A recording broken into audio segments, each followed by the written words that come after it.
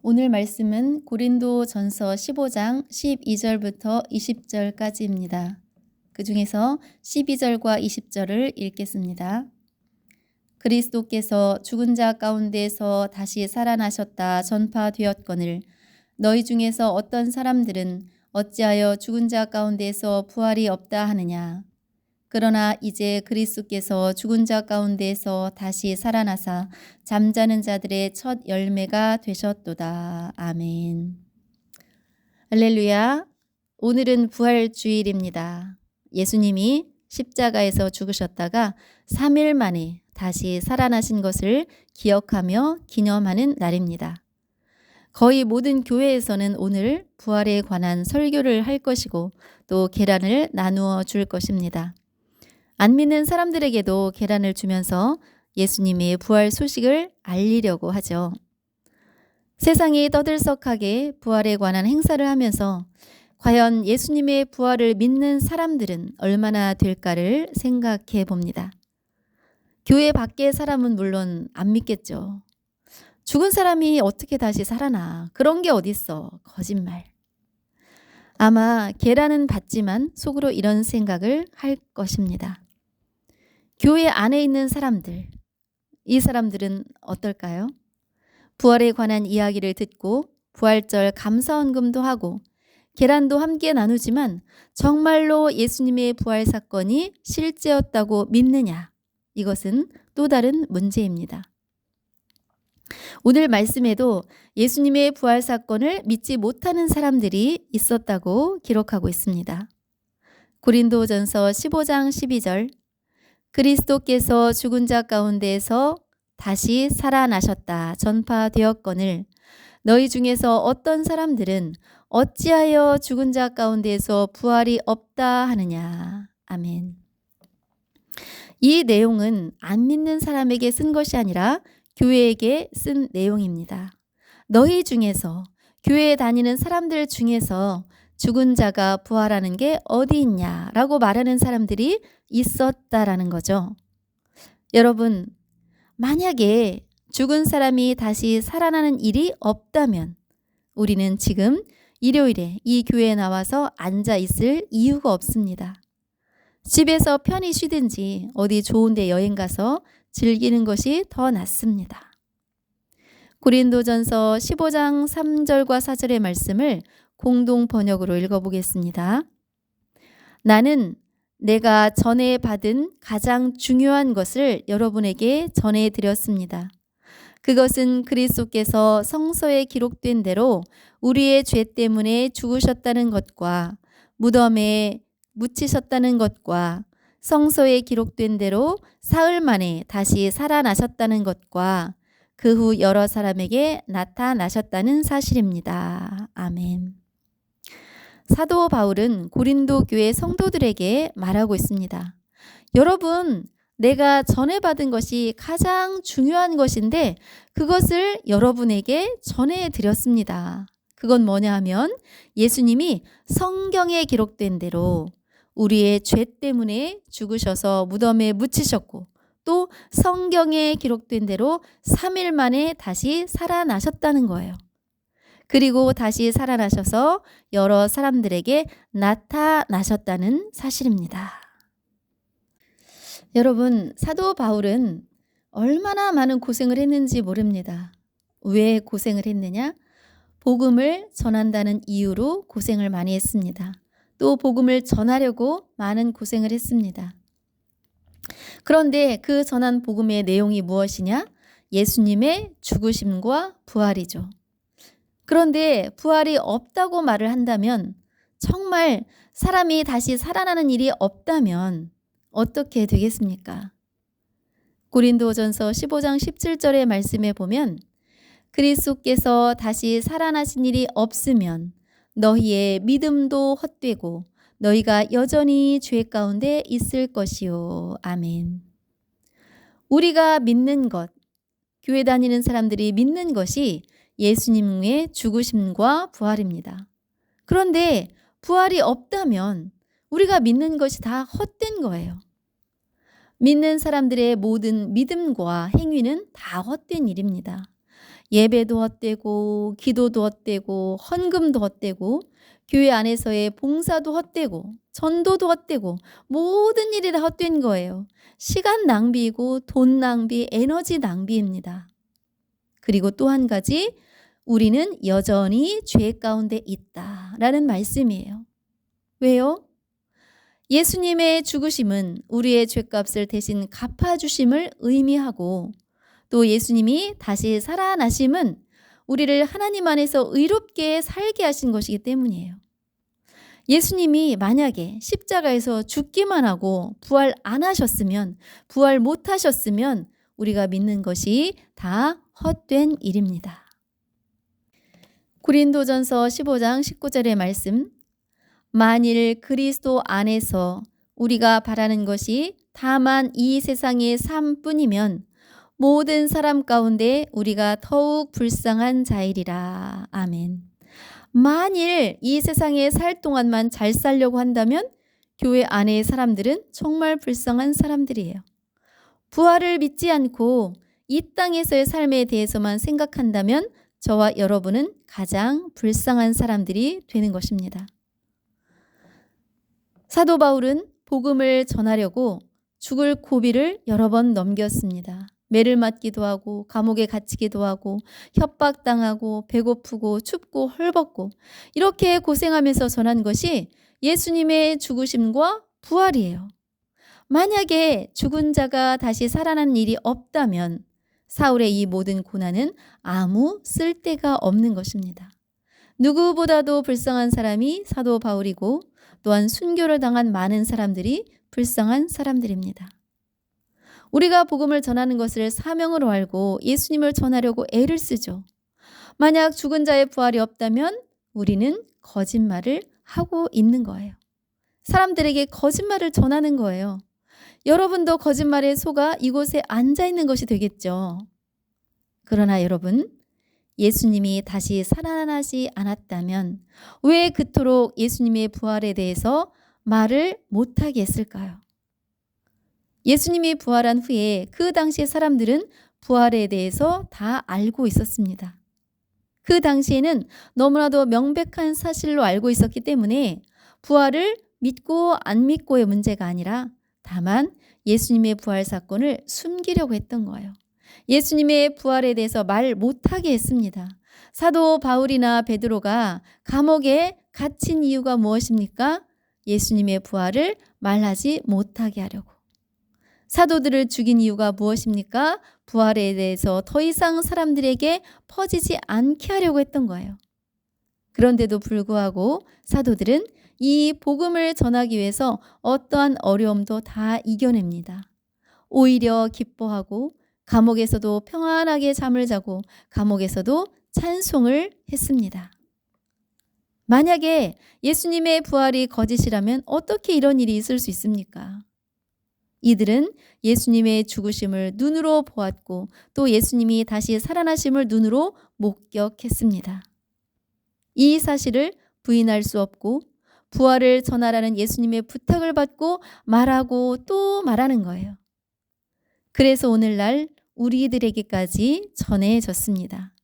그래서 우리도 복음을 듣고 믿음의 사람들이 된 거예요. 아무리 예수의 이름을 말하지 말라고 핍박하고 위협을 했어도 사람들은 두려워하지 않고 지속적으로 예수님의 죽으심과 부활을 말했습니다. 앞으로도 복음은 끊어지지 않고 계속 전파될 것임을 확신합니다. 이것이 진리입니다. 이것이 진리이기 때문에 예수님의 죽으심과 부활은 계속적으로 이 세상 끝나늘까지 전파될 것입니다. 그런데 여러분, 예수님의 부활이 하루아침에 된 일일까요? 구약 성경에 하나님은 많은 선지자들을 통해서 미리 다 이야기를 해 놓으셨습니다. 고린도전서 15장 3절 4절 말씀, 내가 받은 것을 먼저 너희에게 전하였노니 이는 성경대로 그리스도께서 우리 죄를 위하여 죽으시고 장사 지낸 바 되셨다가 성경대로 사흘 만에 다시 살아나사. 아멘. 아주 오래전부터 미리 예수님은 육신으로 이 땅에 오실 것이고 또 죽음을 당할 것이고 다시 살아나실 것이다 라는 말씀을 해오고 있었습니다. 이런 예언이 많은 사람들을 통해서 이미 기록이 되어져 있습니다. 그리고 예수님 자신도 예수님 자신의 죽으심과 부활을 미리 제자들에게 이야기하셨어요. 5절부터 8절까지의 말씀을 읽어보겠습니다. 게바에게 보이시고 후에 12 제자에게와 그 후에 500여 형제에게 일시에 보이셨나니 그 중에 지금까지 대다수는 살아있고 어떤 사람은 잠들었으며 그 후에 야고보에게 보이셨으며 그 후에 모든 사도에게와 맨 나중에 만삭되지 못하여 난 자 같은 내게도 보이셨느니라. 아멘. 사람들에게 직접 나타나 보이셨다는 말씀입니다. 나타나셔서 대화도 하시고 생선도 잡수시고 또 하늘로 승천하시기 전에는 제자들에게 부탁을 하신 거예요. 무슨 부탁을 했을까요? 마가복음 16장 15절을 보면 또 이르시되 너희는 온 천하에 다니며 만민에게 복음을 전파하라. 아멘. 이 복음을 예수님의 죽으심과 부활을 세상에 다니면서 전하라는 부탁이자 명령입니다. 예수님의 부활을 눈으로 목격한 사람들은 이 사실을 만나는 사람들에게 전해준 거예요. 그 전해주면서 어떤 어려움이 닥치더라도 전하고 또 전했습니다. 만약에 예수님의 부활이 꾸며낸 이야기라면 목숨까지 버리면서 복음을 전했을까요? 아닙니다. 이 세상에서 가장 중요하고 소중한 것이 바로 목숨인데 목숨을 걸었다라고 하는 것은 자기 인생의 전부를 걸은 거예요. 사실이 아니라면 부활이 거짓이라면 이들의 목숨을 건 행동은 어떻게 설명되겠습니까? 예수님의 죽으심과 부활, 이것이 도대체 무엇이기에 이렇게 제자들은 복음을 끝까지 전했고 또 예수님은 부탁을 하셨을까? 이것이 도대체 무엇이기에 사단은 이 복음이 전파되는 것을 그렇게 방해했을까? 고린도전서 15장 2절의 말씀을 보면 너희가 만일 내가 전한 그 말을 굳게 지키고 헛되이 믿지 아니하였으면 그로 말미암아 구원을 받으리라. 아멘. 그 말은 뭐냐면 예수님의 죽으심과 부활입니다. 복음입니다. 복음을 받아들여 믿는다면 구원을 받은 것이다. 구원, 바로 구원과 연결되어 있기 때문에 매우 중요합니다. 구원은 예수님의 죽으심과 부활을 빼고는 말할 수가 없습니다. 고린도전서 15장 19절에 보면 만일 그리스도 안에서 우리가 바라는 것이 다만 이 세상의 삶뿐이면 모든 사람 가운데 우리가 더욱 불쌍한 자이리라. 이 땅에서의 삶뿐만 아니라 육체의 죽음 이후의 삶에 관한 것입니다. 우리의 영혼이 예수님 재림의 때에 새로운 육체를 입고 영원히 사는 것, 이것이 이 세상의 그 무엇보다도 중요합니다. 이 땅에서의 삶은 길어야 100년 좀 넘게 사는 거예요. 그러나 끝나지 않는 영원한 세계에서의 삶이 있습니다. 그 천국에서의 삶을 향해서 살아가는 거예요. 20절의 말씀, 그러나 이제 그리스도께서 죽은 자 가운데서 다시 살아나사 잠자는 자들의 첫 열매가 되셨도다. 아멘. 첫 열매. 과일나무에서 첫 열매가 열리는 것을 보고 이 나무에서는 이런 것이 앞으로 계속 열리겠구나. 이렇게 알 수 있잖아요. 예수님이 죽은 자 가운데서 다시 사는 것이 무엇인지를 보여주셨습니다. 우리도 예수님처럼 부활할 것이고 영원히 살 것입니다. 예수님처럼 새로운 육체를 입고 영원히 살아갈 것입니다.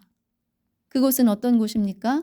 요한계시록 21장 4절의 말씀을 보면 모든 눈물을 그 눈에서 닦아주시니 다시는 사망이 없고 애통하는 것이나 곡하는 것이나 아픈 것이 다시 있지 아니하리니 처음 것들이 다 지나갔음이러라. 아멘. 우리의 모든 눈물을 닦아주십니다. 인생의 고달픈 모든 일들을 위로해 주시는 분이 바로 하나님이십니다. 그곳에는 사망이 없습니다. 사람들은 죽음을 두려워하고 공포스럽게 생각하죠. 그러나 그곳에서는 다시 사망이 없고 애통하는 것도 곡하는 것도 아픈 것도 없습니다. 이 세상에서 살 동안에 눈물도 많고 아픈 것도 많고 우리가 감당하기 어려운 수많은 일들이 있잖아요. 그러나 하나님의 나라에서는 그런 것이 다시 있지 않으리라. 다 지나갔다라고 말씀하십니다. 저와 여러분의 지금의 고통도 내 안에 계신 예수 그리스도 성령님의 인도하심을 받을 때 위로가 되는 줄 믿습니다. 사람들은 부활이 어디 있냐 이렇게 말하지만 다시 살아나신 예수 그리스도의 부활은 곧 나의 부활입니다. 이 세상에 살아가는 동안에도 예수님의 부활이 내 심령 안에서 나의 부활이 되는 삶을 사시기를 바랍니다. 부활이라는 게 뭐예요? 다시 살아나는 거예요.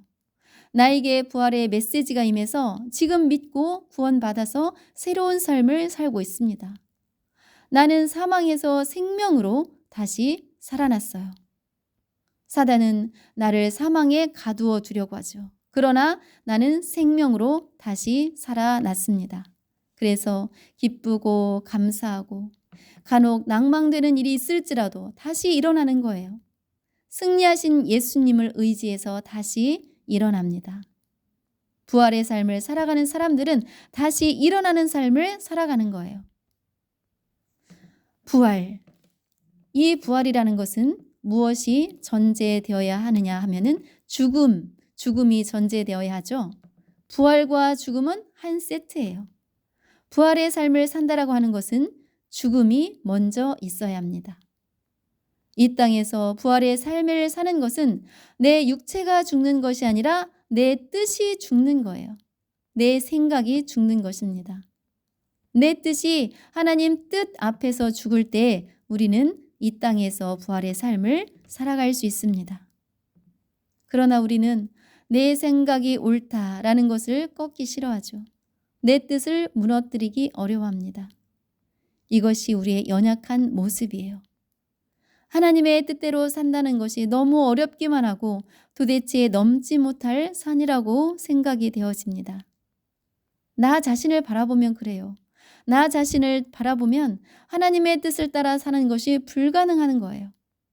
그러나 하나님이 하십니다. 하나님이 우리에게 은혜를 주십니다. 9절 10절의 말씀을 보면 나는 사도 중에 가장 작은 자라 나는 하나님의 교회를 박해하였으므로 사도라 칭함받기를 감당하지 못할 자니라. 그러나 내가 나 된 것은 하나님의 은혜로 된 것이니 내게 주신 그의 은혜가 헛되지 아니하여 내가 모든 사도보다 더 많이 수고하였으나 내가 한 것이 아니요 오직 나와 함께 하신 하나님의 은혜로라. 아멘. 사도 바울은 극과 극의 삶을 산 사람입니다. 예수 믿는 사람을 잡아 감옥에 가두려고 애를 쓴 사람이에요. 예수를 전하는 사람을 죽음 가운데로 내몬 사람입니다. 그러나 하나님의 은혜로 정반대의 삶을 다시 살게 되었어요. 바울이 누구보다도 많은 수고를 했지만 그러나 자기가 한 것이 자기가 한 게 아니라 오직 하나님의 은혜라고 말하고 있습니다. 우리의 힘으로는 하나님의 뜻을 따라 사는 것 못합니다. 그러나 우리에게 은혜를 주시는 분, 하나님의 은혜를 주시면 살 수 있는 거예요. 저도 들은 이야기인데 참 공감이 되고 위로가 되더라고요. 올림픽에서 우리나라가 금메달을 딴 장면을 다시 보기를 하잖아요. 재방송도 있고 유튜브로도 얼마든지 또 보고 봅니다. 이미 금메달을 땄어요. 이미 승리했어요. 결과를 알고 보는 거예요. 우리의 인생이 그렇다는 거죠. 이미 예수님이 승리하셨고 우리는 믿음으로 승리했습니다. 지금 한순간 한순간의 삶이 고달프고 힘겹고 낭망되더라도 이미 승리했습니다. 승리한 삶을 사는 거예요. 이 마음이 저와 여러분에게 있기를 원합니다. 결과를 다 알고 싸우는 싸움이에요. 결과는 승리라는 것을 확신하고 이 땅에서의 삶을 살아가는 거예요. 왜냐하면 예수님이 승리하셨기 때문입니다. 죽음을 이기신 예수님, 그 예수님이 내 안에 계시니 나도 승리한 거예요. 내 삶은 승리자의 삶인 줄 믿습니다. 그러니 여러분 안심하고 살아가시기 바랍니다. 빌립보서 1장 21절에서 24절의 말씀을 공동 번역으로 읽어보겠습니다. 나에게는 그리스도가 생애의 전부입니다. 그리고 죽는 것도 나에게는 이득이 됩니다. 그러나 내가 이 세상에 더 살아서 보람 있는 일을 할 수 있다면 과연 어느 쪽을 택해야 할지 모르겠습니다. 나는 그 둘 사이에 끼어 있으나 마음 같아서는 이 세상을 떠나서 그리스도와 함께 살고 싶습니다. 또 그 편이 훨씬 낫겠습니다. 그러나 여러분을 위해서는 내가 이 세상에 더 살아 있어야 하겠습니다. 아멘. 바울의 말입니다. 바울의 말이 나는 그리스도와 함께 하나님의 나라에서 살고 싶은 마음이 많지만 그러나 여러분을 위해서 내가 이 땅에 더 살고 있는 것입니다. 여러분을 위해서 살고 있는 것입니다. 라고 말하고 있습니다. 저와 여러분의 생이 이 사도 바울의 고백과 같은 이런 마음으로 살 수 있는 힘이 있기를 원합니다. 내가 이 땅에 살아가는 이유는 나를 위해 사는 것이 아니라 내가 지금 하나님의 나라에 가서 살아도 참 좋겠으나 그러나 이 땅에 살고 있는 이유는 내 옆에 누군가를 위해서 살아있는 것, 누군가를 돕기 위해서, 누군가에게 힘이 되어주기 위해서, 누군가에게 복음을 전해서 그가 듣고 구원받는다면 이보다 더 큰 놀라운 일은 없을 것입니다. 여러분, 예수 그리스도의 부활이 여러분에게 생명을 주셔서 다시 살게 하신 것처럼 여러분 안에 계신 예수 그리스도의 사랑이 누군가에게 전해져서 그 누군가도 다시 살아나는 놀라운 일이 있기를 주의 이름으로 축원합니다.